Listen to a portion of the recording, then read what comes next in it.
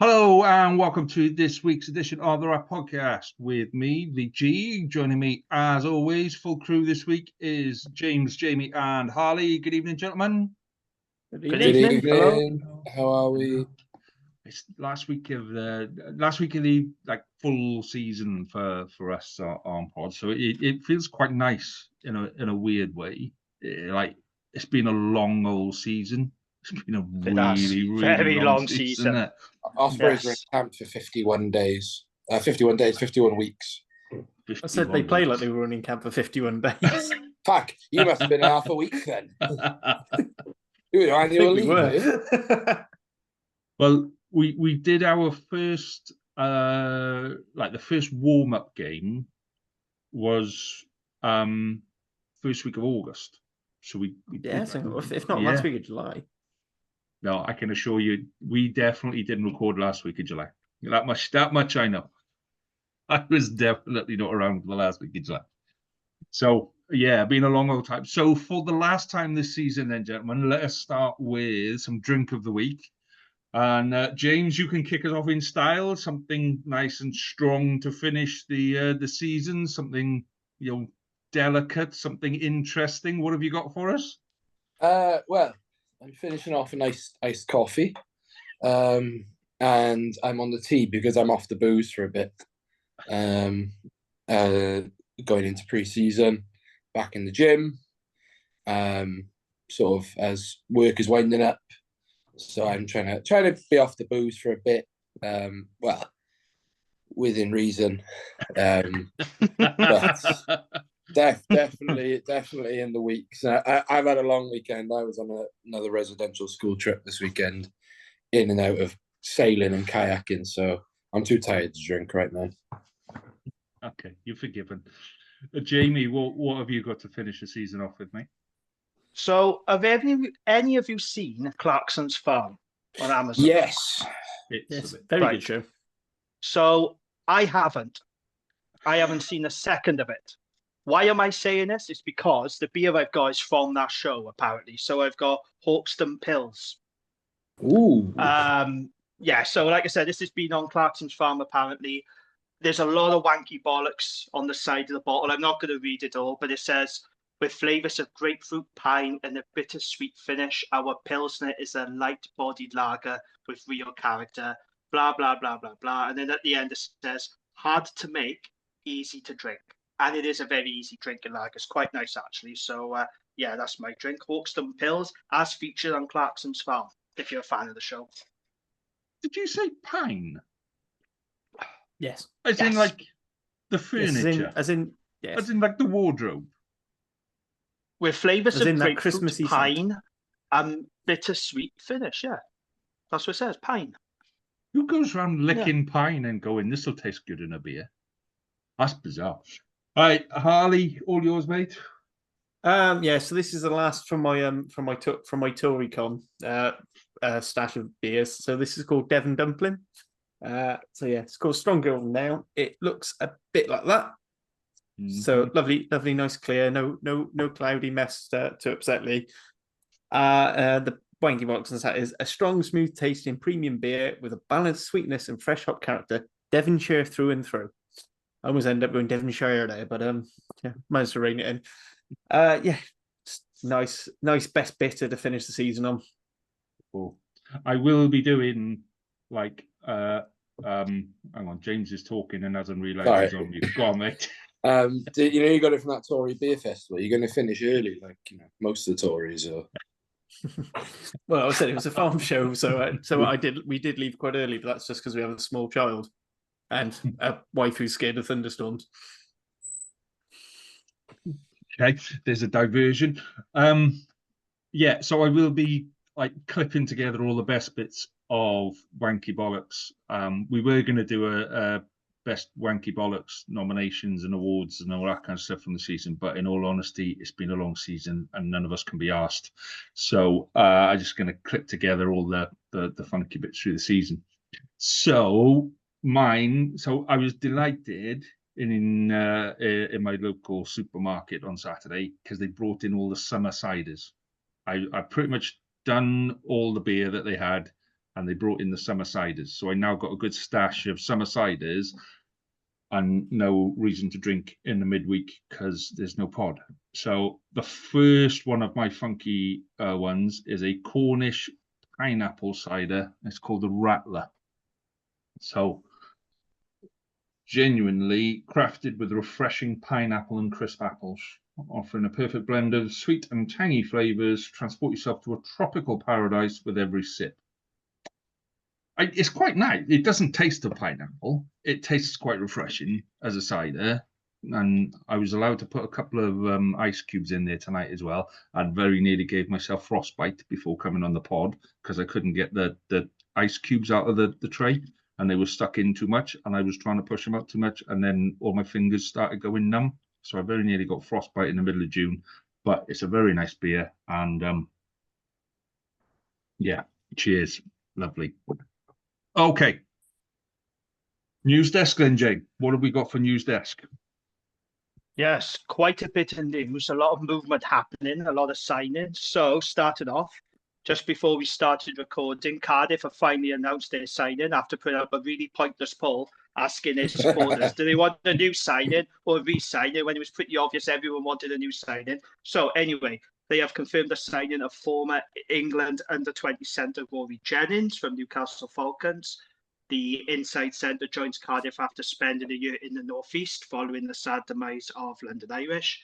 The Cardiff website says that he will provide strength in depth in the centre as well as cover at fly half. Sounds like Ben Thomas now, doesn't it? Maybe replacement for Ben Thomas, I don't know. Harley, what do you think of that then? Yeah, I think as you said, it's probably going to be Ben Thomas's backup, that sort of 10-12 cover. Although I thought Beetham was that backup, but I mean, so, we're actually looking at 10 and 12. We're looking quite stocked this season with James, Ben Thomas, Beetham covering, and then you've got Sheedy and Cans in it as a right now 10s. So looking, yeah, I mean, it's an area we needed strengthening. I mean, it's not going to set the world on light, but I mean, let's be honest, that's the level of player. The fact that it's a top level rugby player as opposed to second division like Curry Cup or fourth division if you're a Wales coach. It's it's promising. I text some snide comments about the signing to Hugh Griffin, as we both do, whenever Cardiff make a signing. And he texts back saying, is his nickname 4-Story Rory? Oh, of course, yeah. Yeah. No, one of those is about the same height. It's only a little bit shorter. Bungalow we don't need two. We don't need two 4-story Rories.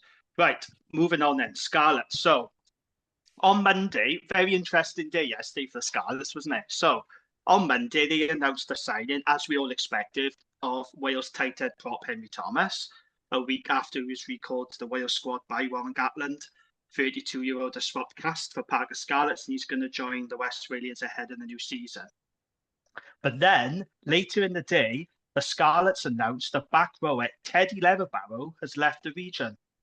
So the 24-year-old was signed from Loughborough University just a year ago. And to be fair, I think we can all agree playing some very impressive performances during his 14 appearances in the season. It was only last month that Teddy Leatherbarrow won the Bas Lewis Breakthrough Player of the Year award for the Scarlet Supporters Club.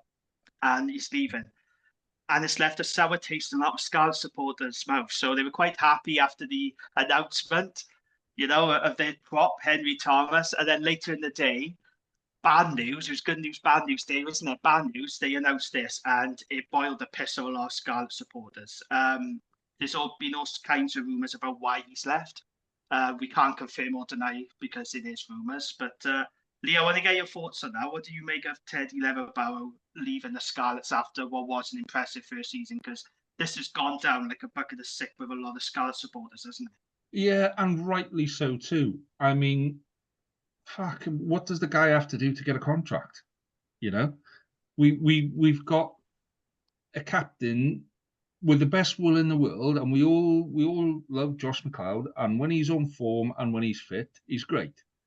But 3 games in 2 seasons or whatever it is, and then we've got a young kid coming through that shows a lot of potential. Shows to play at a 7 and to play the kind of rugby he does at 7, he's making an impact at 7, which is hard enough. You look how competitive 7 is in Wales.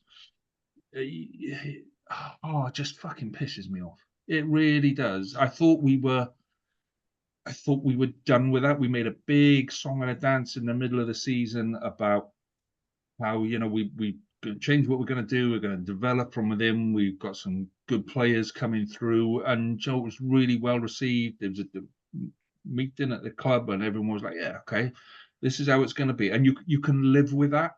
You can go, we can live with maybe not being amazing for a couple of seasons if it's our plays, if it's our boys, if it's the boys from down the road that are being developed and being given a chance and coming through.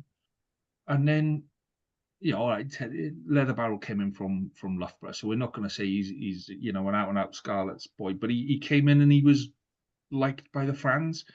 He put his heart on every time he walked out, and it was great to see. And it was the kind of player that kind of fans grow to love really quickly, like Callum Mahoney.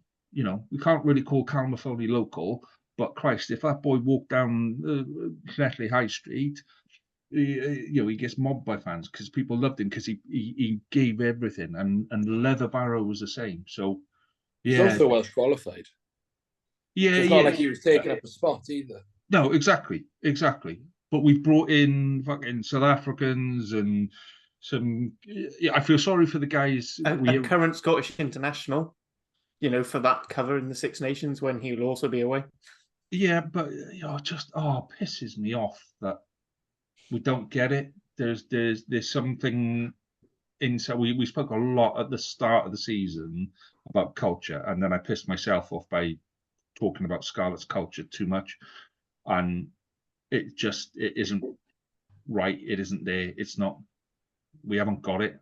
It's just not up here. About this is how you look after your fans. This is how you get them to go, hey, do you know what? You can make mistakes, but we'll love you because you're doing it for the right reason. It just really does piss me off. But welcome, Henry.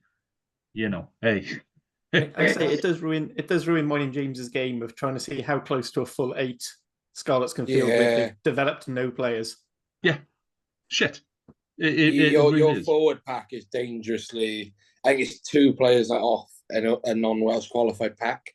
Yeah, it was this season as well. No, I think it was one of this season, wasn't it? Was it 2? I think at one point. I think when Elias got injured at one point, it was Edwin Schwart that it went up to 1, but they started with 6. Yeah, I think we could genuinely put out a non-Welsh pack pretty much every week if we wanted to. And the Fever, sorry to divulge, but the Fever Twitter account put up a thing last night of what's perceived to be your best pack, and that doesn't include Max Douglas. Who is that in our news desk? Because I don't think he was announced when we were on last week, were we? Something was around then. I can't remember. Anyway, but it's stark in there that there's in what is perceived to be the best Scarlets pack. There's no Welsh locks, no Welsh hooker. I'm not counting Elias. He did put Elias in as best hooker. Though. Right, okay, not hooker. There's no. You got no Welsh loose heads, no Welsh 8. No Welsh lock. It's just. I don't know how it's got to this point with the Scarlets. It's because we had 5 years of fucking up the academy, and this year we turned around the academy. We've actually got some decent boys. We've got 2 props. Mawson Pritchard. Yeah, coming through the academy. We've had a couple of decent hookers come through the academy. We've got 1 decent second row come, and if I was that second row coming through the academy, I'd be like, fucking hell, everybody just wants. You're not allowed anywhere. You don't let him pass his driving test. Don't let him go anywhere else. Just fucking lock him down, nail his shoes to the floor. But it's gonna take time for it to come through. I said we've fucked up the academy for God knows how long, and it's costing us, and we're having to go out and bring in players that we should have been developing We should have been looking after our own. We should have been getting the players that we had here and available and going, we're going to look after you and don't worry. And we've gone, yeah, you're not up to it, fuck off, son. And then they go somewhere else and start playing decent rugby. And we go, well, he obviously had a good start at the Scarlets. Go, no, a good start at the Scarlets, keep them at the fucking Scarlets. Yeah. You know, you were saying about people boiling piss. Yeah. Let's move but on. I think just to add though, I think Henry Thomas is a good signing. He is a good scrummager. He doesn't offer much in the loose, but he should stabilise the scrum. Yeah. My only thing is though, he's a Welsh international, so he's going to be part of Wales. You're not going to see him. No. You know how much a Scott's going to get out of him, and I think Welsh regions need to be very careful now with the reduced budgets about signing Welsh internationals, especially when they are part of Wales. You know, I don't think it's particularly good business. Sorry, especially just to jump on your point there, Jamie. Especially when you consider who's your second choice tight head now. Harry O'Connor, who was also in the Wales international squad. Harry O'Connor, yeah. You know, it's a bit like the issue we had for years when you had both Ken and Elias in at hooker, both scrum half. You know, you had both scrum halves, both fly halves for this Six Nations. Piv accident in the past where he picked like the first, all three Ospreys loose heads at one point in that weird summer series. I do think the regions maybe need to push back on. No, you can't take too many people from the same position because it's killing our depth. Okay once it's Cardiff in the hot seat losing 9 players, is it? Oh, we have to push back on it now. We just need to stop. I said this all along that there's too. Oh, in 2008 we won you the bastard Six Nations, did we? But Scarlets just need to find Martin Williams as player of the tournament. But Scarlets need to stop signing people who were already in that position. So Plumtree, it was pretty obvious why Plumtree came over. Henry Thomas. There was somebody else as well, wasn't there? Oh, Johnny Williams signed because it was going to be, and then gets injured, and you're like, fucking hell. So I am still expecting Johnny Williams to leave. I also just don't get it from the Henry Thomas is the first proper forward, like scrummaging forward you've signed. Because Max Douglas, he's great and he looks great on paper in terms of height, weight. He's dynamic, but he's not what you need. In that sense, you were apparently very much in for Jack Dunn, right? And it seems like it became an either-or situation. You went with Douglas. It is what it seems. And it's just like, why? Jack Dunn would have been perfect for you. And it's great that you've kept hold of Craig, don't get me wrong, but you need that like big, massive, tight head lock who's just going to be, like Steve Cummins has gone to the Dragons, right? I think it's a fantastic signing. I remembered it the other day. Big, tight head lock who's going to sit behind Henry Thomas and is just going to push. And he's going to hit rucks and he's going to do nothing else. But now you're going to have another forward who carries the ball in one hand. He's probably got his head wrapped up like that. Looks like an idiot. Right. But that is the type of game we play. That is the type of game where I think like 80% of our tries this year came from turnovers or something stupid like that. Or Gareth Davis remembering he's an international class scrum half. Yeah, but that's what I mean. It's a style of play that we haven't. It's very difficult to find scrummaging props who can also pass a fucking ball or catch a ball. Some of them. So like I say, decent level prop who can. Anyway, James, go on. Otherwise, my piss is properly going to boil. Okay. Scott Baldwin, he's left his role as defence coach at Newcastle Falcons to become the new head coach at Bridgend Ravens. That's good news. It's good to see Scott Baldwin back in Welsh Rugby, so best of luck to him in that new role. Chris Hollis has left the Dragons and he's returned home to South Africa after completing his short-term deal. I am a little bit surprised by this. I thought we were going to sign him permanently. I thought he showed enough flashes against Ospreys and Scarlets to warrant a permanent deal. And Di Flanagan spoke highly of him, said that he offers us something different. So I was a bit surprised to see him go back to South Africa.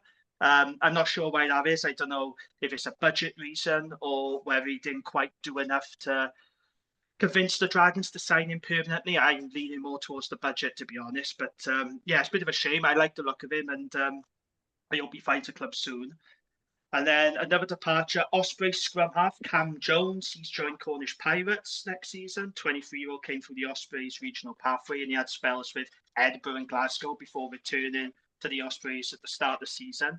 He made 6 appearances off the bench for Toby Booth's side across the campaign. And then finally, another departure. The Highlanders have confirmed that Wales fly half Rhys Patchell has left the Super Rugby franchise after a season in New Zealand. So the 31-year-old joined last year on a 1-year deal after leaving the Scarlets. Now, there's no news on Patchell's next club as of yet, but Wales Online reporting that a move to Japan is an option. So, yeah, it'd be pretty interesting to see where Rhys ends up. I'd love him to come to the Dragons, but in this same report, Wales Online are saying that Dragons are looking at a fly half in the Gallagher Premiership, which is interesting. So, yeah, that's the news. Yeah, but that's all the news I have for this week. Looking at Brett one, Conan. yeah, looking at one could mean just going and sitting in the stands. We can all go. Can you genuinely see Dragons being in a position to pull someone from the Premiership, Jay? Is it going to be baby? If it's a is it going to backup. be Baby Lloyd? Is it Ewan Lloyd's little brother who's still playing for Bristol as a flyer? No, he's at Newport. He's at Newport. He's not at Bristol. He's He's been at done Newport Bristol. for the past year. Yeah, he's been at He's been at Newport, mate. Yeah. Keep up, Harley. He's been at Newport. There you go. Was there Ospreys news? No, there isn't. And none that I can say anyway. Cardiff have managed to announce their pre-season friendlies in the most Cardiff way possible in Seb Davis's disciplinary announcement. That was quite interesting, actually. That was quite... Because they'd only said they would be pre-season friendlies, and they didn't actually announce them. It wasn't and then these are the games he's going to miss. Yeah, you're playing the Ospreys in Bath, aren't you? Trailfinders, the other half of the Ospreys. To be fair, we've gone a whole season without any real credible merger conversations. So, but let's not let that get in the way of a good rumor. Let's start a few over summer, because it'll be quite good to be at the lead of that. Can I very quickly talk about the poll I ran on Twitter? Go on now. So I ran a poll yesterday on the Ospreys Irie account, and it did quite well, actually. It was quite a big, far-reaching poll. So I said how all four Welsh teams have all announced signings going to the 24-25 season. Obviously, the caveat being recruitment isn't seemingly finished for all 4 teams. But which team has the strongest squad entering next year's URC? So 9% voted the Dragons. And when we say it every year, the Dragons on paper do have a very good squad, or a squad that should be better than it is. 11% said the Scarlets. I assume that was Hugh tweet off all 12 of his accounts.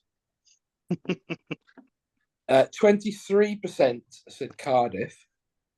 And for me, Cardiff, I think Cardiff got a very, very good squad. I do. I think you can't scrummage, mate. You keep telling me this every week. I mean, you can't. Even when we're not playing, you're saying I'll scrummage shit.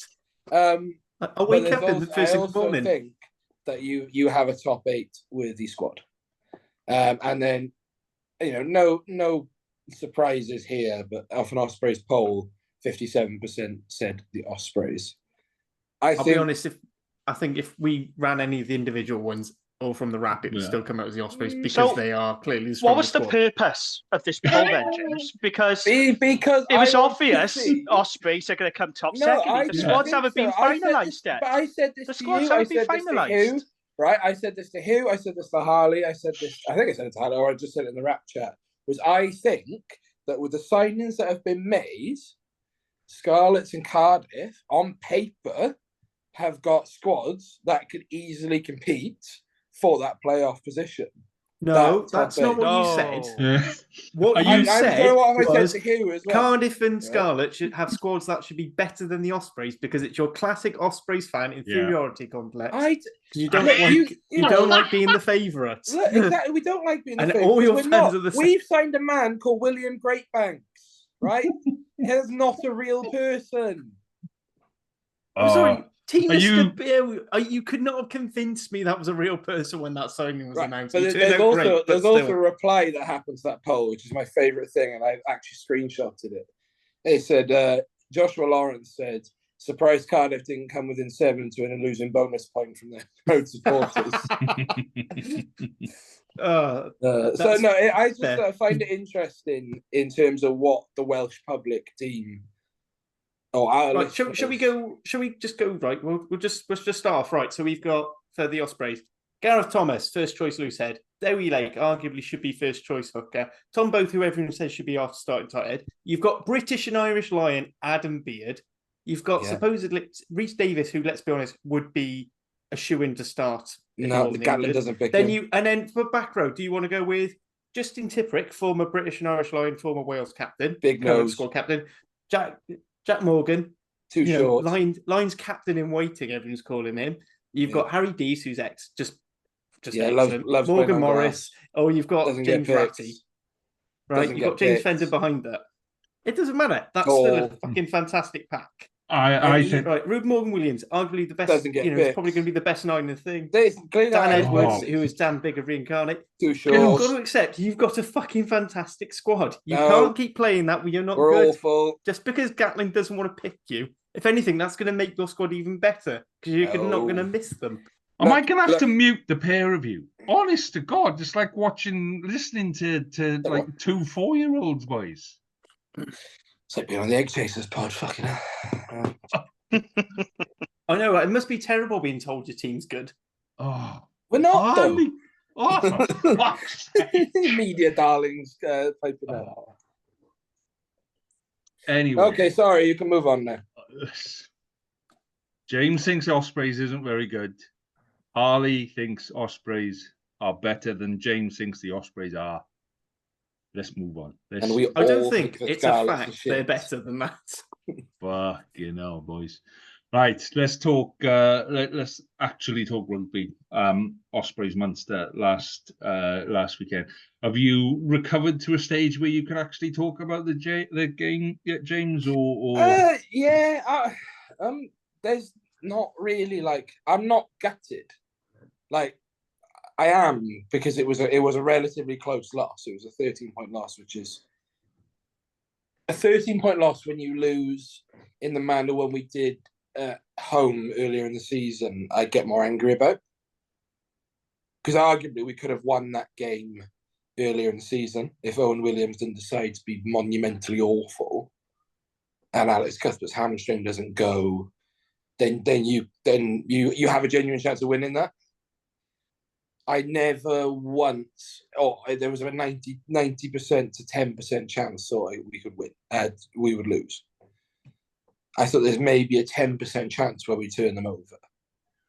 But it's Munster at home in a league quarterfinal. That is they've won. They've got 45 from 50, I think, in their last points tally. Like the points they can accrue. There is no shame in losing to first place in the manner that we did.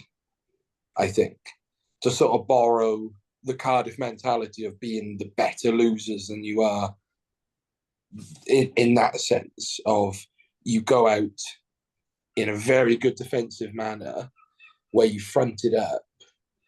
You have boys who in the week had their personal team talks written for them in Kieran Williams and Morgan Morris, who in defence were fucking phenomenal. I watched the game. I haven't watched it back.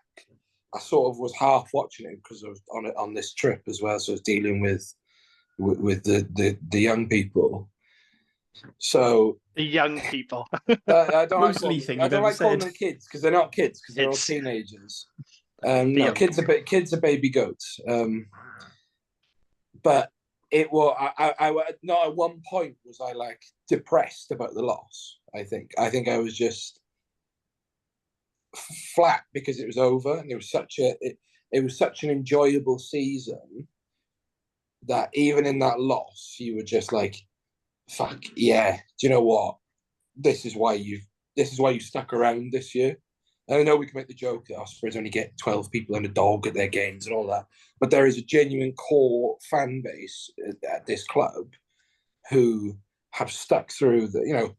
It's not a culmination because that journey's still going on, but where we were when Toby took over to where we are now is a fucking miracle, quite frankly.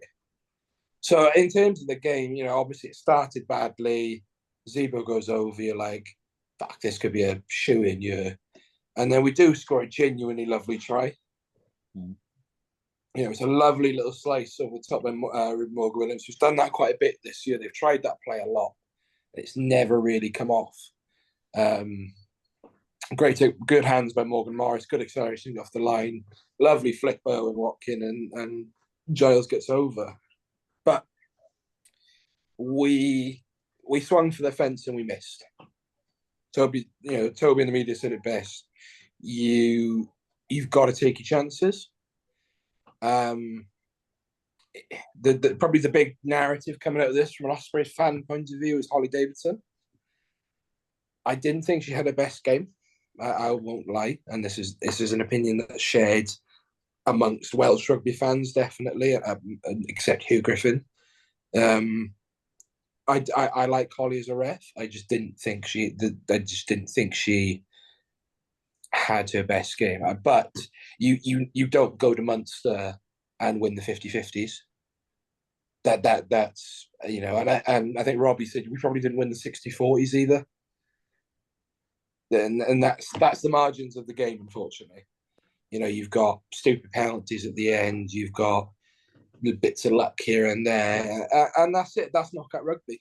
Do you know what? And we got there, and that's the main thing. Because it's a benchmark to go further next year, and that's what we have to do. And a bit of extra cash.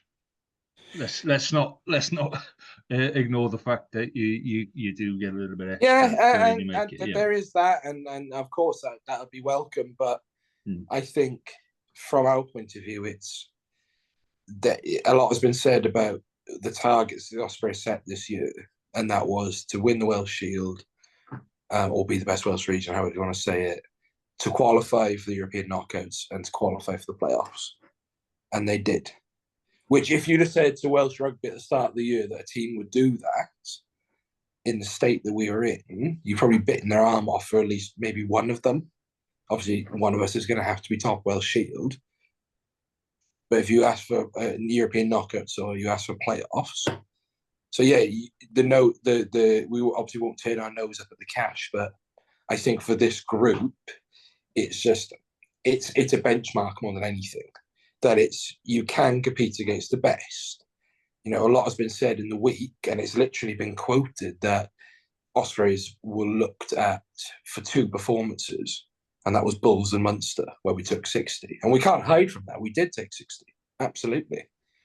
But then we also went to Munster away and held them to 2 tries, forced them to kick. And Toby said in the post-match, that's a sign of respect. The fact that you're forcing them to take threes. And actually, a certain member of this podcast was quoted in that post-match interview with Toby Booth, and Mr. Jamie Phillips. Hey? Yeah, did you not? Oh, you don't know this, do you? No, explain. So, whoever was asking the questions, I didn't actually see it. It might have been Johan Dyer or someone like that. Said that online there are people saying that they'd run through brick walls for Mr. Toby Booth. I wonder who tweeted that out on Friday. I think it was Friday or Thursday. So might have been me, yeah. Mr. Jamie Phillips and his 12 million Twitter followers, causing a bit of stir in the rugby media again. Taking the limelight from the Cardiff Central podcast once again.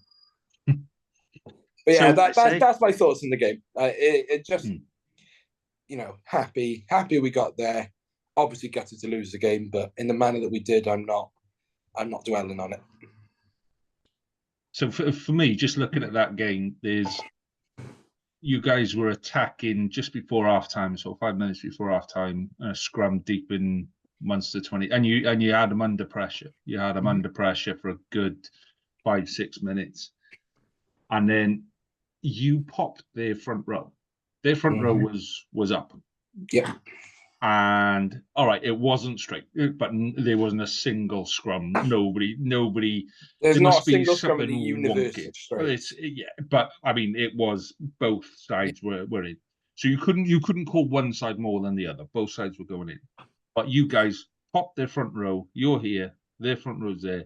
They're standing up, and she called it for them. And I can't.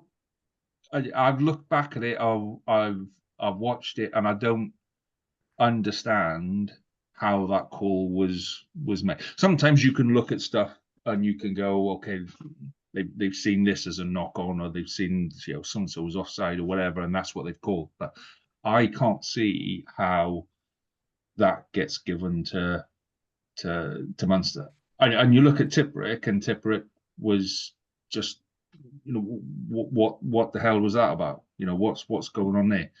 So that's the swing, though. We get the penalty there. Yeah, and you're in. You score, and you score. And they said it in the post-match as well. That changes not necessarily Ospreys team talk, but Munster's team talk at halftime. Definitely. Because you go in there, what is it? It's 12-7 at that 12-7. point. Yeah. So that goes in for you go up there 12 or 14. 12. Minimum. Even if you took the kick, you go in at 12-10. You go in, 12-10. Yeah.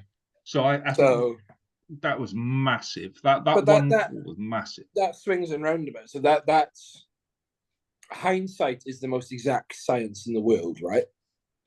And we can sit here and say that penalty kick changes the dynamic of the game.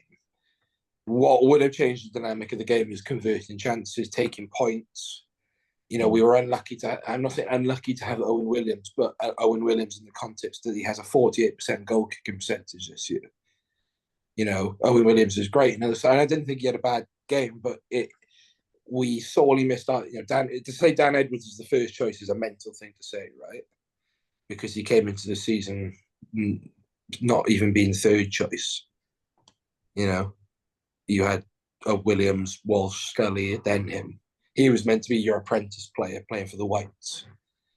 So the fact that he's gone in as your first choice, you don't have your first choice locks. You don't have things. They're not excuses. They're just contextual information.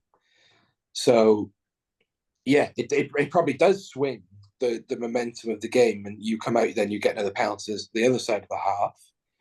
You do go, but it's knockout rugby. And that's how it goes. And it's easy to sit here now and say, yeah, that would have swung the game. And they probably and the coaches will have looked at that as well. The coaches would have said, we should have won that. We also did some stupid stuff at the line now, doing stupid moves. But that's rugby, and there are standout players though. I've highlighted Morgan Morris and Keith, who again were brilliant in defence. If we're going to talk about Morgan Morris in the context of he doesn't do enough work off the ball, whatever that is, right? He made 16 tackles, fourth most Osprey tackle count. He made 2 dominant hits. He was visible around. He basically essentially did everything that Gatland asked him. He really stepped up that game, I think. Do I think that warrants a Wales call-up? No. Gatland clearly doesn't want him, and he's got more to work on. Kieran, again, he missed 4 tackles. You can't get away from that. But in terms of his actual defence, he was excellent. And again, 2 dominant hits. Justin Tipperick, 34 years old. There's an argument to be made. He's still the best player in Welsh rugby or playing regional rugby. He was immense. And he is immense and has been all year. And Ospreys are infinitely a better team when he's on the pitch. What do we think? What do we think about Tipperick as a player? like right now. Is it? Yeah, Ed James tweeted it out. He's got reach, right? And he doesn't. And for him to say that is mental, because that's complimenting someone from the Ospreys, and he'd rather have a hernia than do that. He's class, isn't he? He's class. He's been brilliant. I thought he was excellent on Friday night again, and I think from an Ospreys point of view, it's probably good he's retired from international rugby. Yeah. I think that's really benefited you guys. I thought Jack Morgan was really good as well. Yeah, Jack Morgan was very good. And Nicky Smith, I think he's going to be a big loss to you guys, because I do agree with what you and Lee are saying about Holly Davidson. Now, I like Holly Davidson. I think she's a good ref. I don't think she had her best game. There were some very questionable scrum decisions going on, shall we say. Nicky Smith won quite a few scrums, but he wasn't getting any reward for it. And I think that when he does leave the Ospreys, I think that's going to leave a big void, because he is a fantastic player, brilliant scrummager. Leicester Tigers are getting a really good guy there, aren't they? And it's a shame how it panned out. It's a shame. But in the second half, I think what frustrated me, I know we talk about Tipper, but the second half frustrated me because Ospreys didn't really fire a shot. And on the first half, they scored a brilliant try, lovely pass from Owen Watkin. It was a good try, Keenan Jones. That's one of the tries of the season, I think. It was superb. And they had that period, didn't they, just before half-time. It was like 10 minutes, and Lee, you mentioned that scrum. They couldn't quite get over the line. The second half, Munster did a really good job of suffocating them. They could not get out to their own half. They were basically playing from their own half in that second half. And it was really frustrating. And I'm not an Ospreys fan. Obviously, I want them to win. But I found it really, really frustrating. And Munster were huffing and puffing. And it's a credit to the Ospreys' defence how solid it was. That they were taking the points on offer, because that's what they had to do. I thought it was a really valiant effort by the Ospreys. But they didn't fire a shot in that second half. And I found that pretty disappointing, if I'm honest. But a brilliant effort. Well, Munster had 17. They made the most dominant tackles of the round. They made 17 dominant tackles. They had 90. I think it was a 90% tackle completion rate, which obviously doesn't say much, but just says that they were able to contain the Ospreys. But that's what they do. And Toby said it. He said they win the aerial battle. They frustrate you. They keep you pinned in the half. And they've got they are a world-class team, right? All right, they probably should have done better in Europe. But they are ERC champions for a reason. And they might be again. There's a good chance they'll do it again. They've got Glasgow at home. And I wouldn't bet against them going back to back. I wouldn't either. And Ospreys have a small back three. I think Nagy is getting better every game aerially. He's obviously nowhere near win it levels of sort of that specialty. Nagy's specialty is more breaking the line. But we have a small back three. And that's been a consistent. And that's what Cuthbert was signed to alleviate, but never materialised.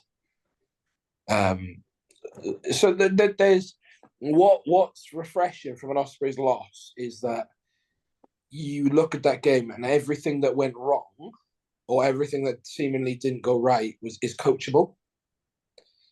And I sort of looking at it with my coaching hat on and a player's hat on. When a loss is coachable, that you can win it again. You can go into that season next year and say, right, we know how to beat Munster now. We know where there's space. We know where the chinks in the armour are. And of course, they're going to work on it. But that's sport. Dragons did it, start of last season?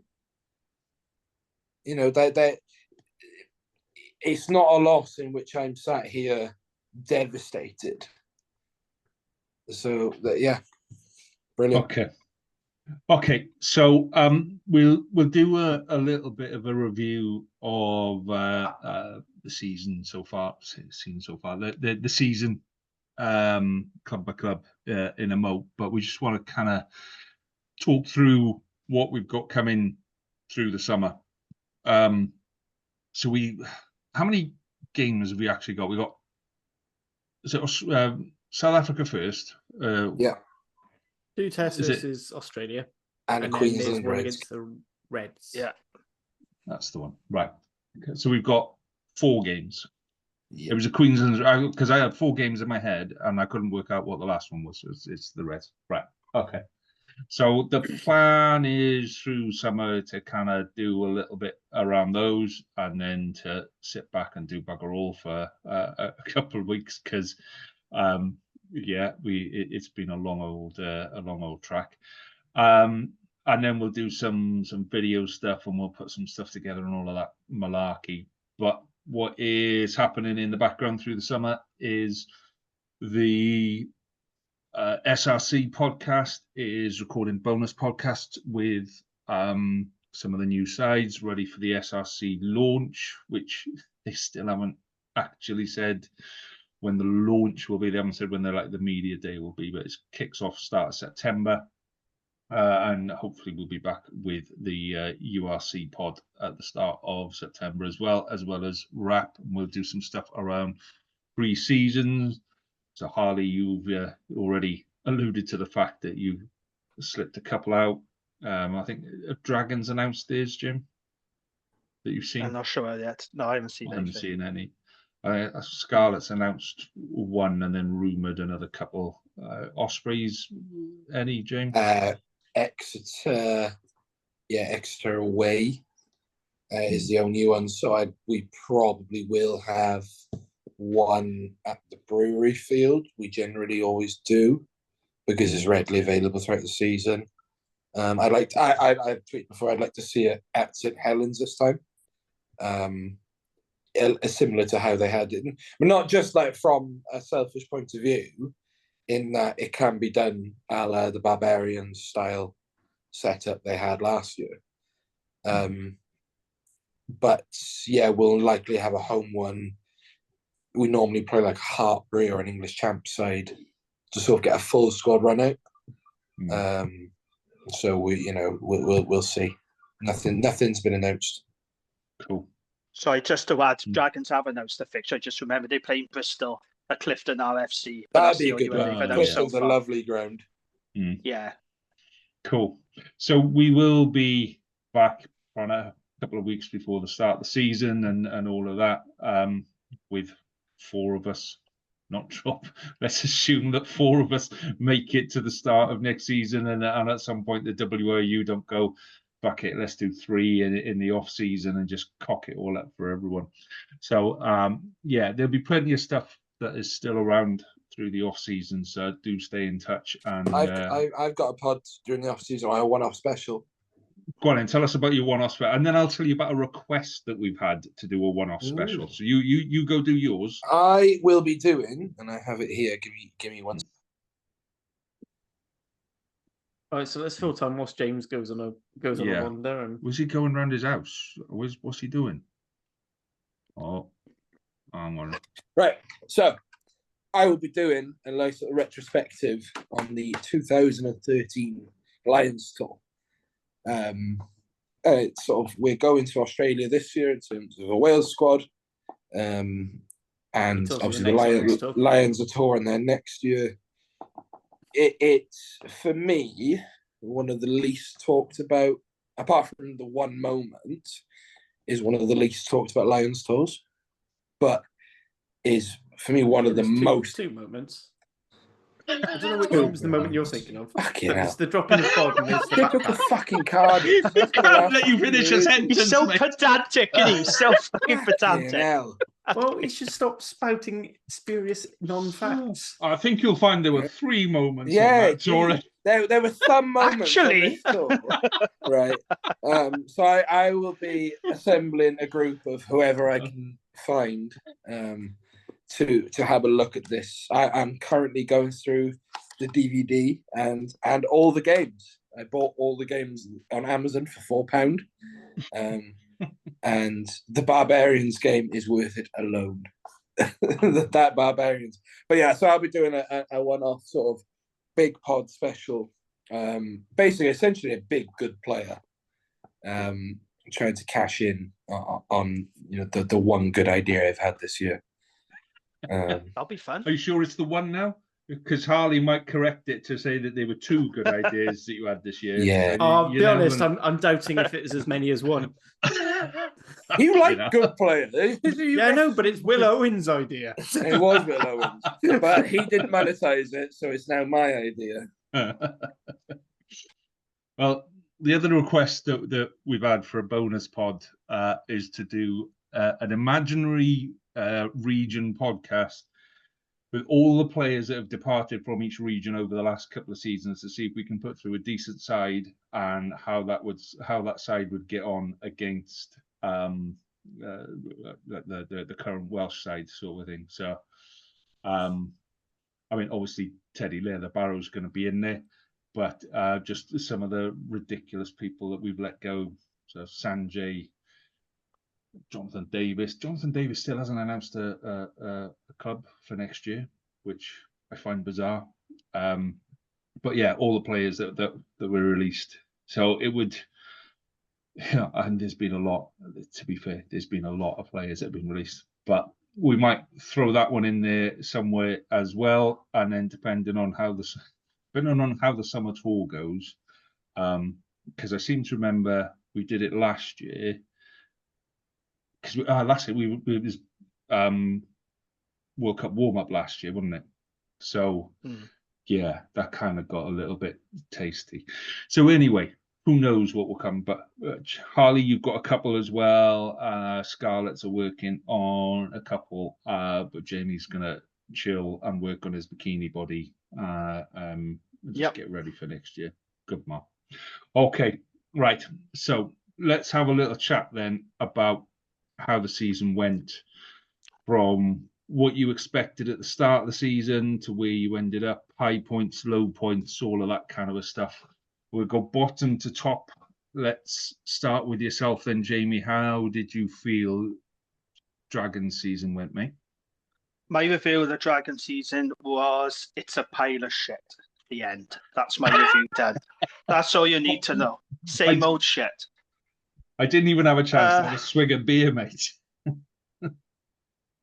I mean, it was a familiar tale of disappointment and underachievement yet again, wasn't it? You know, the stats speak for themselves.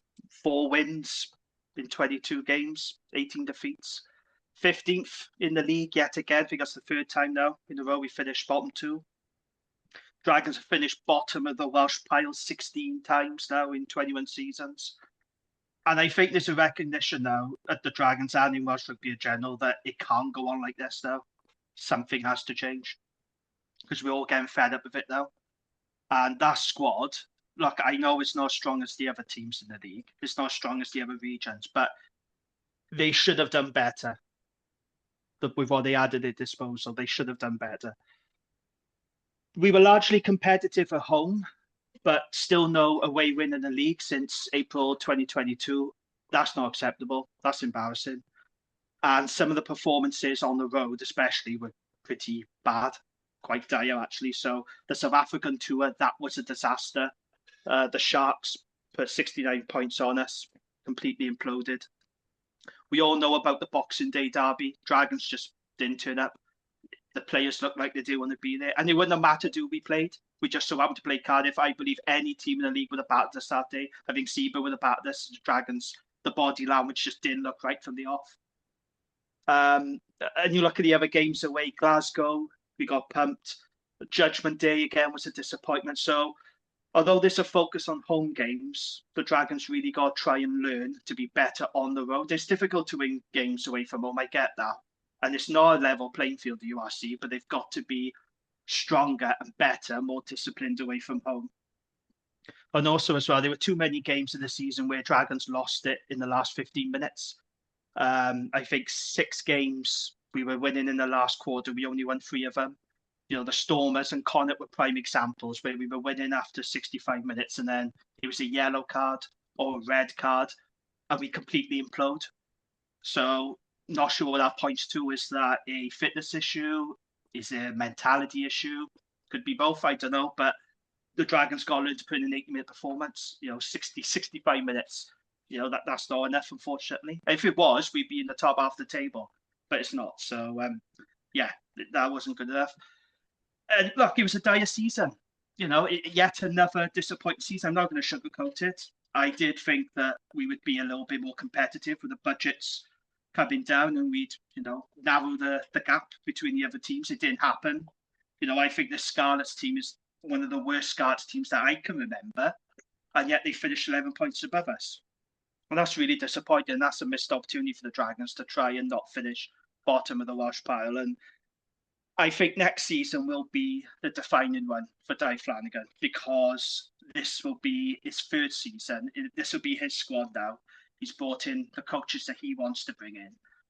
And, you know, we have to be fair to Dave Flanagan, because you've got to remember, when he came to the Dragons, you know, he's young and inexperienced. He done a good job, didn't he, coaching the Scarps as an assistant. But you have to remember, he lost his director of rugby, so he's thrown into that job. He wasn't expected to be, you know, chucked in that position, but he was after the Dean Ryan debacle. Then he lost his recruitment, you know, his head of recruitment, Bob Burgess. He went to Bath, and then he lost his defence coach. So he's had to multitask and cover a lot of roles, and I think that's really unfair on a young, inexperienced head coach. And I do feel for him in that regard, you know. So it hasn't been an easy start for him at the Dragons, but next season he's got to deliver results, because I think the recruitment has been decent. Off the field, it's looking encouraging. You know, we've brought in Rhys Blumberg, CEO, Ryan Chambers from the WRU. We've got 3 owners who are committed and investing, and they're desperate to, you know, have more success. And it's really good. They got a lot of ambition. Everything is in the right direction off the field, but I think we've got to start seeing it on the field, because the excuses are running out now.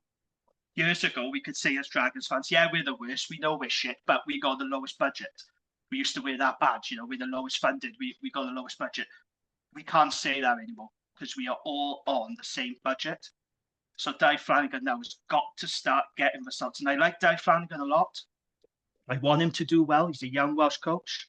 I really want him to do well. For all the coaches we've had in the past 10 years or so, I really want Dave to succeed.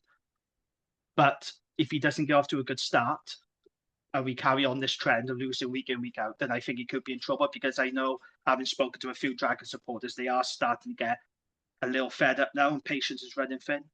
So the only way is up for us. We got to improve. You know, like I said, we can't go on being the run to the litter every season, because it's getting incredibly boring. We need to kick on. You know, with the uncertainty in Welsh rugby, you're just making it easy for people to say, yeah, Dragons got to be cut. They're the ones that should go. You know, you got to change the narrative. And something that Toby Booth spoke about, one of the things he said was he wanted to earn respect. He wanted his Ospreys team to earn respect, and they've certainly done that. But that's what the Dragons need to do now. They need to earn respect. They need to start winning games, change the narrative, change the record, end the cycle, or break the cycle, as Dave Flanagan likes to say. So, yeah, the only way is up. I'm hopeful for next season, but then I'm hopeful every season. So, you know, it's it's been another familiar tale of woe, disappointment, and same old. But fingers crossed for next season, I guess. Okay, but off the field, I think it'd be better than on the field. There'd be a lot of positive. So, but they've made good appointments, haven't they? You know, like I said, the new owners, Rhys Blumberg, CEO, Ryan Chambers, they got field tier. Hopefully he'll make a difference. I am a bit concerned that some Dragon supporters are putting a little bit too much faith in tier. Like, he will make a difference, but we should remember this guy hasn't got a magic wand. You cannot expect him to come in to a team, to an environment that's used to losing, used to mediocrity, and just wave a magic wand and make it go away. It's going to take time. Yeah. But he should, at the very least, install some steel in the team, and they should look up to him and respect him. So, we'll see. We'll see. Cool. I've got a cracking hospitality box as well, as Jamie keeps pointing out in the group chat. The hospitality is well worth having. The Carvery dinner is very nice. Honestly, best beef dinner I've ever had at Rodney Parade in the lounge. Lovely. So we'll move a couple of places up the league, and we'll look at the Scarlets. So, you know, overwhelmingly disappointment. It just, there were bits in that season where we looked really, really good, but they were like 5 minutes here, 5 minutes there, and we couldn't actually string an 80-minute performance together until Easter. Easter's where we started. And it's very familiar because it happened last year as well. Last year it turned it at Christmas and we had a really good run and things started working, and then you go, bump, right, well, too little, too late. And it felt a little bit like that again this season, that it was too little, too late. We did start actually playing some decent rugby at the end of the year.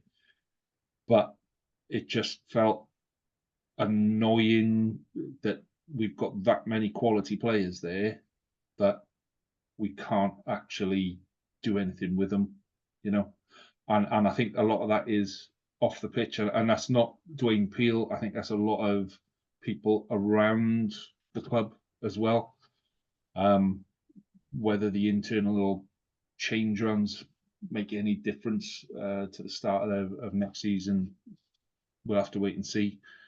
But we desperately need a good start to next season, because if we don't have a good start to next season, and we couldn't start the way we started this year with 2 absolute wallopings down in South Africa. I mean, by the time we came back from South Africa, it felt like we were halfway through the season. It was torrid. If we start next season that way, then I'm pretty much in the same kind of place as you, Jim. I do think that maybe Dwayne Peel might not survive that much longer. It just, I've been there, I've coached, I've played, I've refereed, I've run the club. None of them are easy positions to be in, and when your team isn't performing the way you want, when it's really, really difficult to turn that round, and you've got to find something. You've got to find a way, and we found a way at the end of last season, and then we turned it around at the end of this season, but we don't seem to maintain it in the off season and then start again in the same place. We just lose that competitiveness. We've lost a little bit of edge up front. And we got some amazing backs. So some of the backs that we got fantastic, but they can't do anything if they're going backwards from the start. So, there's just so frustrated, just like literally, genuinely, just throwing stuff at the wall, slippers, not glass, but that just kind of to get the frustrated out, because it is just, it pisses you off. It really pisses you off every week. You're seeing that every week, and you're going, we're not improving, we're not learning, we haven't tightened up our defence around. Welcome to my world when I watch the Dragons. Yeah. You've had your time. But no, we're both in that similar place where actually we should be playing a lot better, and fingers crossed next year is we do turn it. We've still got a lot of very, very loyal supporters. There are a couple of bell ends that just will tweet anything if they think they can get 20 likes on it or whatever. But there's a lot of people in that club that care about the club, that care about the players, that care about how we go forward. And I just hope those are the ones that start shouting a bit more than the dickheads. But yeah, so just a frustrating season. Really, really frustrating. Finished well. Just so many games we go, we could have won that, we should have won that, could have done better there, should have done better, and then games where we just didn't fucking compete, and they're the worst ones, where you just got boys on the pitch that just don't look like they're competing, and you're going, what's the point? What's the point in being there if you're going to be like that? Give somebody else a chance. So yeah, we tried to maintain positivity, and we tried to be upbeat all through the season, and we did.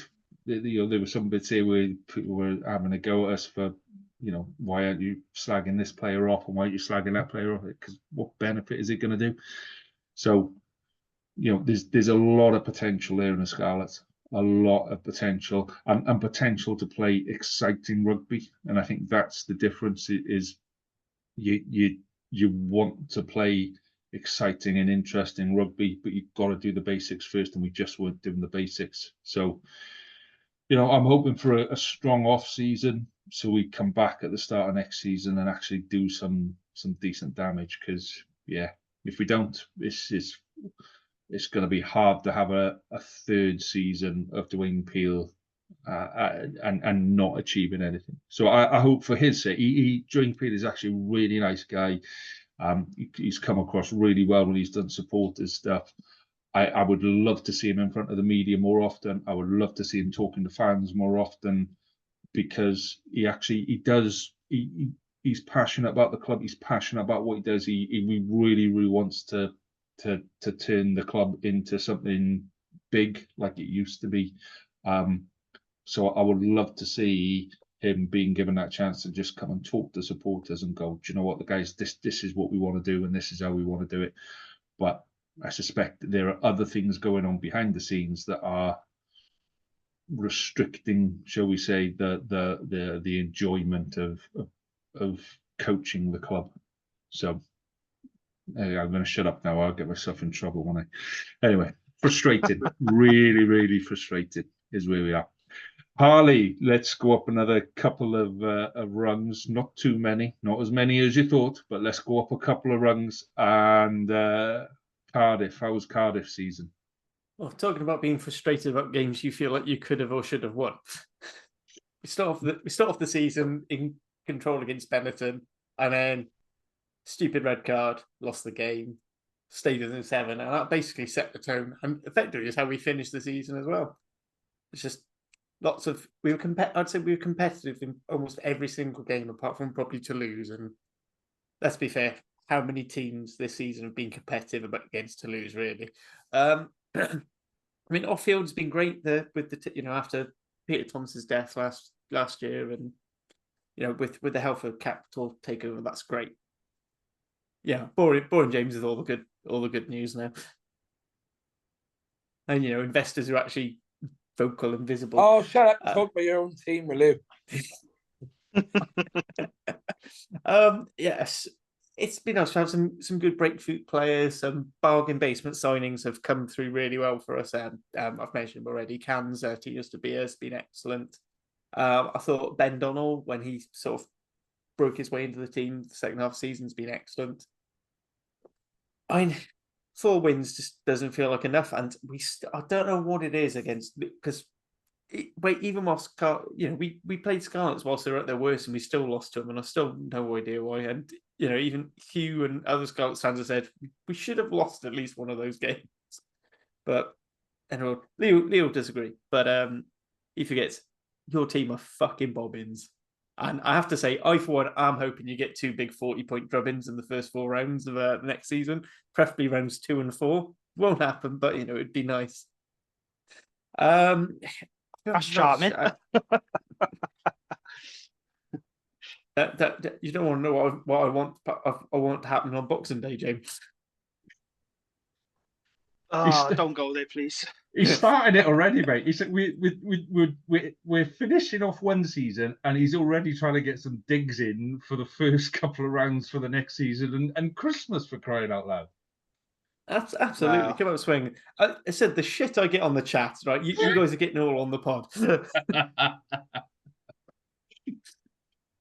Yeah.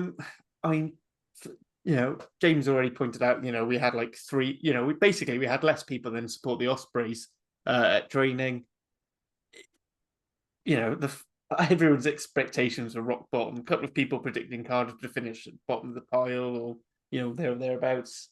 So actually, to stay competitive against a lot of the top teams is great. We've kept our unbeaten run against the Sharks and the Dragons, so it's that. So the Sharks beating the Dragons, Dragons or the Sharks isn't much to shout home about at the moment, given the seasons they've had. It was always going to be shit. Next season, Jockey says probably going to be worse, but it'd be nice to see if we can at least double the number of wins. We'll be playing in our favourite competition, the Challenge Cup, so there's a chance that something might happen there. Is that a positive finish to it, Ollie? That's my positive finish. That's your positive At least finish. we're back where we belong in the Challenge Cup. Okay, so let's crank up 1 or 2 extras and into the top half of the table. So James, Ospreys on the dizzying heights of 8. We are not worthy. Yeah. So I just read an old Ospreys program. Just anything's better than listening to the prideful bunch. So I've actually done some like a report card very quickly. That is, I've probably forgotten a load of things. But So I've given us an overall grade of B minus. The high point for the season, I've gone either Ulster at home, because I don't think I'll ever experience euphoria like it again, or Stormers away. You've had a child this year. No. Dan Edwards drop goal or child. Your wife, your partner doesn't listen to this, does she? Oh, she does. Or Stormers away. Low point was Dragons away. In what the Dragons away game was a very, very good day for me. Like I had I won man of the match at my game. It was a great social on in the club, and then there was me sat in the corner watching this Ospreys Dragons game on my phone with essentially a single tear running down my cheek, because of this turgid shit I was watching. Best player, Morgan Morris. Most underrated player, James Ratty. Try of the year, penalty try versus Morgan Morse versus Cardiff. The moment of the year, however, is Harry Deeves' interview after the Sale game. It is the best thing. I just love playing on grass. Like that, I've never seen a better interview in rugby before or since. You can keep your Alex Good in his full kit on the piss after winning the Prem. You can keep your Joe Marler horse interview. I want Harry Deeves talking about Bridgend College and playing on grass. But in all seriousness, it is a good season. We finished in the playoffs. We won 14 out of 25 games?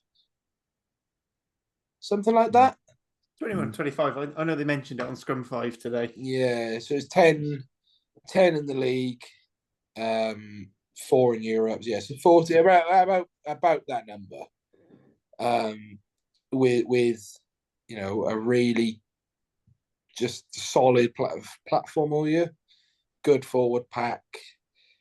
The back, although it doesn't look it, the back's play and interplay has got a lot better than where it was. And unearthed a really solid group of youngsters who have been given ample opportunity.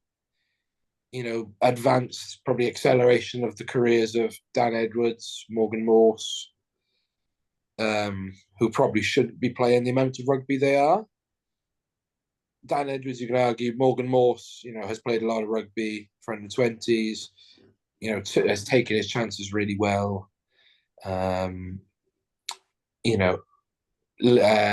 looking sort of down that, you've got Derwin's son, he's played all his rugby off the bench, but then has sort of grinded it out, cut his teeth at this level, gone to South Africa with the Cheetahs. Cam Jones has done the same.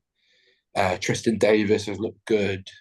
So while I don't think we probably have the best crop of youngsters in terms of squads, in terms of individuals, we have two very good ones in Morse and Edwards. I do believe we have a really solid group that is very much in the Toby Booth mould of wanting to have not two standout players, but actually 4 or 5 really, really just solid 6.5 out of 10 players all the time. I think the big thing for me, though, is coming back to culture, is you can see just how close-knit this squad are. And it just gives you an extra, it almost counts for like an extra 5 or 10 points sort of in a game. Because when you have a squad that's so together, when you have a squad that wants to pull on the jersey, that believes in what is happening, believes what the goals are, that does, that buzzwords are thrown around in that find a way, in that time in the saddle, whatever the boothy bullshit you want to call it, right? Ted Lasso, as Gav says, it works. It does. It does, and it not only gets your fans on side, it gets new fans in, it gets fans of other regions on side, and the media love it. and then all of a sudden you build this narrative of you are a very close team. For all we know, right? Morgan Morris and Ruben Morgan Williams could fucking hate each other, right? They could be swearing at each other, throwing bottles across the changing room. But as far as everyone else is concerned, they are best friends, because that's how the Ospreys portray themselves, and it shows on the pitch as well. Looking at, we did the double over the Scarlets this year for the first time in fuck knows how long, right? How much it meant to them players, but the younger players, the players who grew up watching Ospreys versus Scarlets in the stands, like a Sam Parry, who was an Ospreys fan in the Scarlets region, a Keelan Giles, who was going to the games, like Morgan Morse, up until very recently, had a season ticket in the East Stand, very close to where I used to sit. Rodri Lewis obviously hasn't had his opportunities, but he was a season ticket holder. So you're starting to see that now of these young talents who are fans, and you'll get that at all the regions as well. You will have boys at the Dragons who were fans of the Dragons. You will have classy players who lived in Pontcanna who went to go watch Scarlets.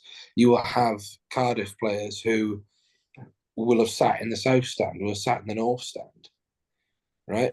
And that's what will drive it forward. We just happen to be a bit further on that journey than everyone else.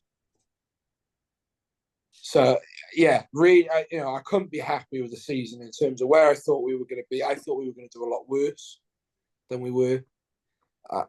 But I couldn't be happy. I couldn't be prouder. As a fan, I just feel good going into pre-season, and I haven't felt good going into a pre-season in a while. Normally, I'm just filled with existential dread, which will totally happen by about mid-July, when I see that Jack Morgan and Dewi Lake are in some sort of like Australian prison, and Sam Parry's had like syphilis or TB and he can't play anymore. That'll be our luck. So yeah, really happy, but that happiness will turn to dread by about like American Independence Day. I got to say, of all the season predictions that you could have come up with, James, that's some of the most bizarre season starting predictions that you could have possibly got, mate. It's worth a tenner. Right. Okay. So we are going to start to wrap it up, guys. So yeah, let's just I'm going to hand it over to you guys for a couple of minutes just to talk about how you've enjoyed the season doing this. So James, your first season with us. Harley, your first season with us. Jamie is a seasoned professional on his second season on WRRAP. So who wants to go first? Harley, you can go first. Give us your first season on WRRAP and with Cardiff Central and all of that sort of stuff, mate. It's been, interesting. Up until now, I've only ever done bit parts and pods, and so being a regular one's been quite exciting. I won the prediction league, but I'm sticking with that. At least Cardiff have won something. James is upset because he's really shit at predictions. Yeah, it's been great. I was initially planning to go onto the Central podcast, but I've been really enjoying working with Cowan and Dan since he's joined. Managed to interview some great guests like Jockey, Francisco Isaac, who somehow has decided to become a Cardiff fan. Poor man. So he's been on there. Andrew Ford, who someone I've always loved watching his YouTube videos even before I started doing Twittering stuff. So that's been great. Some more close links with CF10, Gruff Reese. It's been great.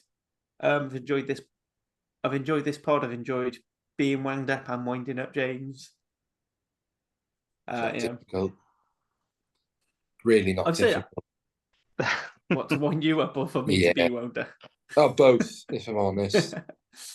I mean, I've probably ended up drinking more different beers in a year than I normally do, so that's been quite fun as well. Actually, trying to find something different and not just going to my old faithfuls. Yeah, I said, do one of the Jays want to join in? Jamie, do you want to go first, or shall I? You can go if you want. Yeah. Go for it. Yeah. So I joined WRRAP, and I sort of joined the WRRAP. Sort of took it upon myself to be the sole, or to be the lead on the WRRAP. Sort of run the socials, try and be the liaison with the fans, and you know, I can't stress how much that it has stressed me out for these last fucking 9 months. You know, but also how much it's just sort of changed my life in a way that it has allowed me to interact with so many, you know, cool rugby fans, so many journalists, with my heroes essentially in the Ospreys, and the sort of the people around it. You know, me and Yeston have known each other for a few years now. Both sort of being in the East Stand, drinking in the Riverside, being from, you know, one village over. Obviously, he's a bit younger than me. But then getting Robbie on board, who I don't think people realise this. Robbie reached out to us. We didn't reach out to Robbie. Robbie wanted to come on because Robbie is a fan first and foremost. And you know, it's been so great having him involved, having him as developed into, as a friend. So the three of us, you know, are really close off the pod as well.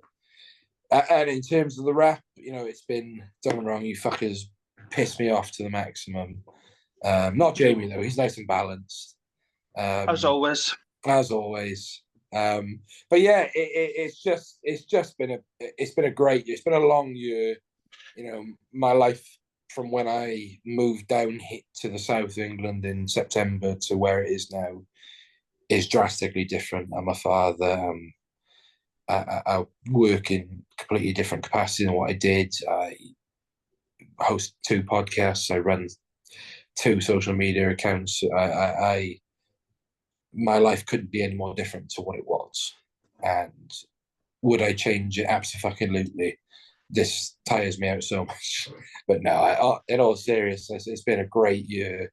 You know, really, I culminated by Judgment Day, actually, sort of meeting Jamie, meeting Gav, you know, meeting Hugh, and the people who listen to the pod. So, you know, thank you. We're not quite done yet. And here's to a great 24-25. Cool. Fantastic. Good Jamie, stuff. go on. The floor is yours, Jamie. Yeah, just to say it's been another enjoyable season on WRRAP. I think we got a really good team now. I think we got good chemistry, good balance. I think James has been a really good addition for the Ospreys, and Ali as well. We've had a laugh, haven't we? And it has been a tough season for most of us, not all of us, obviously, if you're an Ospreys fan, but we are talking a lot more about losses, and it's been difficult, but we've had a laugh, haven't we? You know, we don't take the game seriously. We've had good chats, good banter. You know, we have different beers every week, and it's good.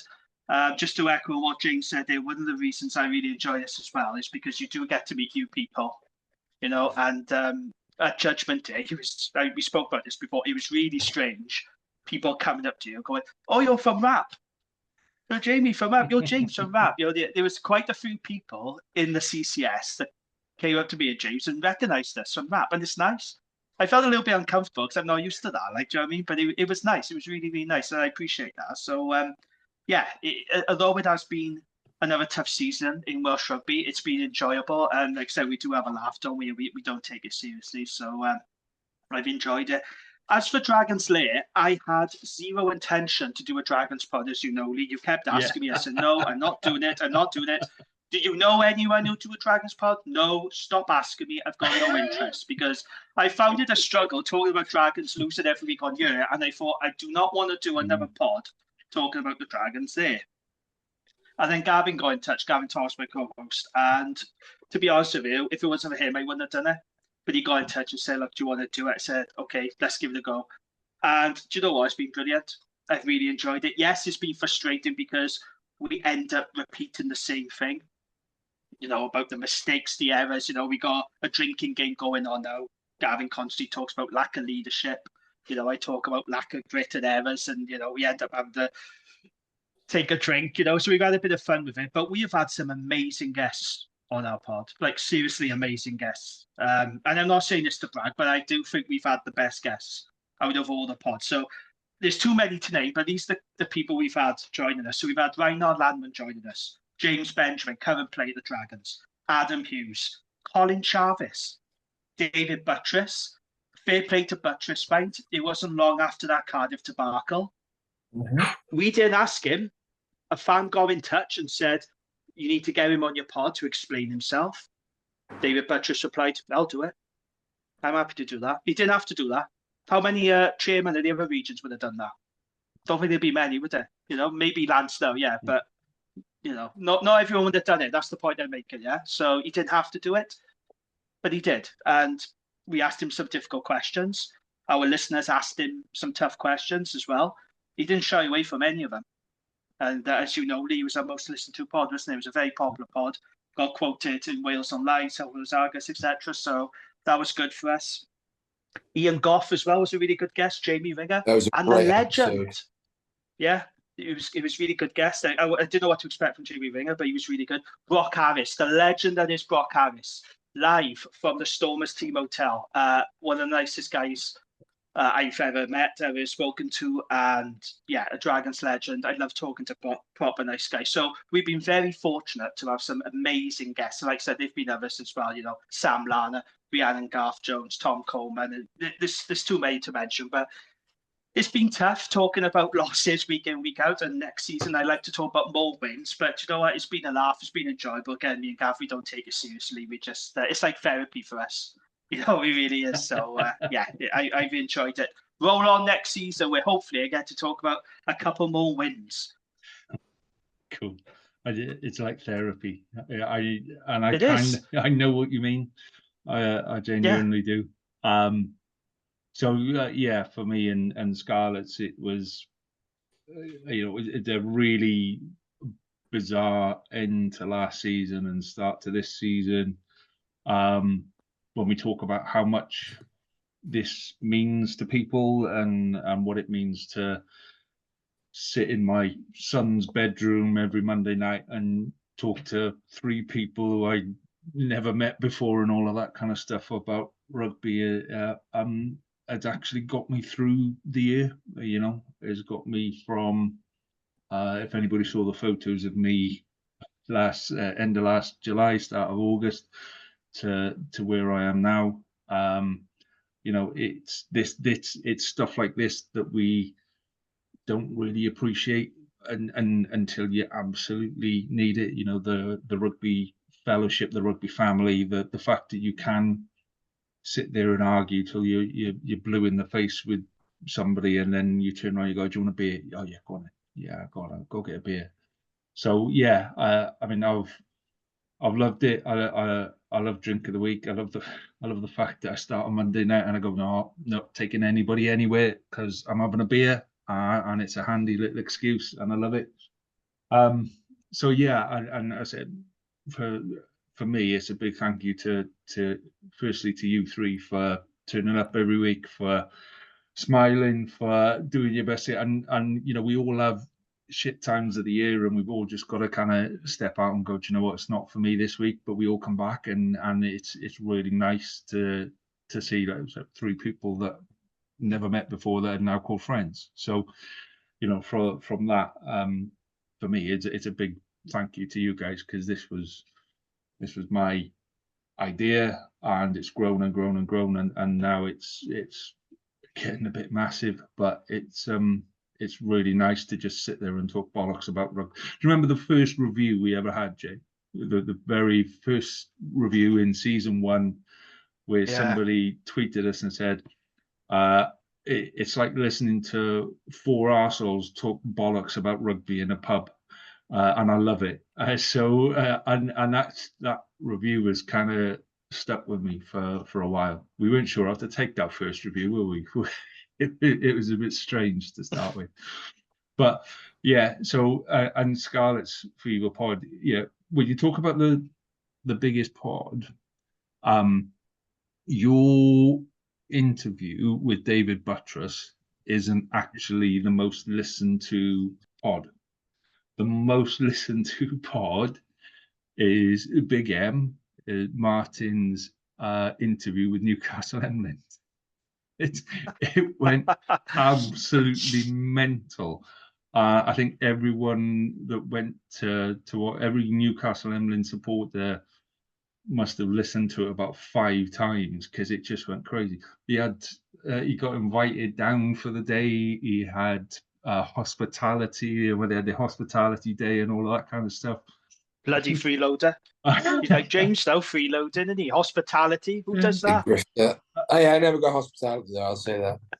Well, I think the people were taking selfies with him and all sorts of stuff. It was just brilliant, and it's stuff like that that really restores your faith in it. So, Big M Martin was the first guy on board.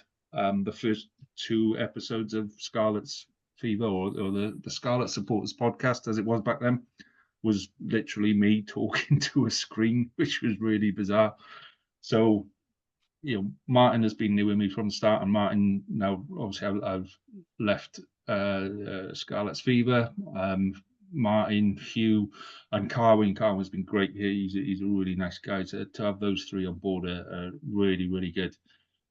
So yeah, I mean, for me, it's a big thank you to everyone. All of the guys who've helped out with your pods, with WRRAP.